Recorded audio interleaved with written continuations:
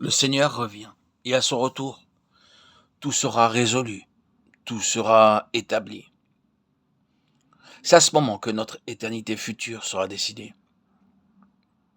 Nous nous souvenons de tous ces appels qui, à la lumière de son retour, nous exhortent à veiller, à être pleinement occupés de lui, à tendre toujours en avant jusqu'à ce qu'il vienne, et de ces sérieux avertissements qui nous montrent que sans cela, quelque chose de grave nous arrivera, quelque chose va aller mal.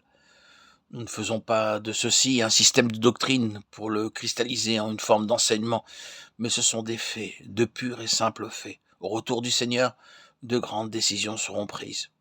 Et si nous ne veillons pas, si nous ne sommes pas occupés de lui, si nous ne tendons pas résolument en avant, il nous arrivera quelque chose de malheureux. La parole nous le montre très clairement et de plusieurs manières. Quelque chose tournera mal. Je l'exprime ainsi. Je veux dire qu'il y aura quelque chose de différent de ce que le Seigneur aura voulu et de ce qui aurait pu être pour nous.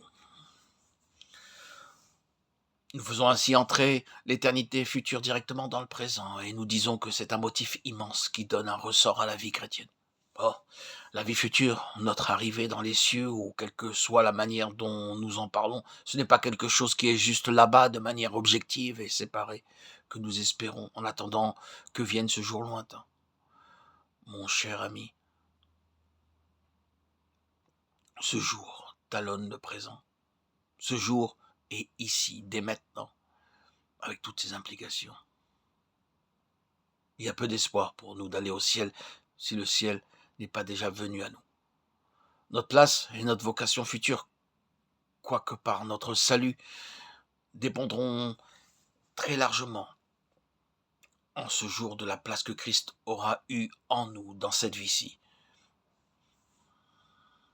Tout cela nous explique beaucoup de choses, n'est-ce pas? Cela explique par exemple pourquoi le Seigneur permet très souvent, en un temps très court, beaucoup de souffrances, beaucoup d'afflictions, beaucoup d'épreuves, qui produisent une mesure merveilleuse de Christ en nous. On peut voir la croissance en grâce. On discerne la patience, l'endurance, la bonté, l'amour de Christ paraître dans cet enfant de Dieu éprouvé. C'est la préparation pour la gloire, la préparation pour le service. Cela explique beaucoup de choses. Nous pouvons examiner tout cela, le considérer à différents points de vue, mais après tout, cela se résume à ceci. Le Nouveau Testament garde l'avenir en vue comme gouvernant le présent.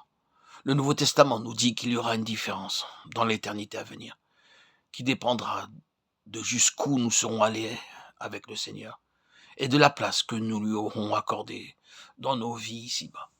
Et ce sera définitif.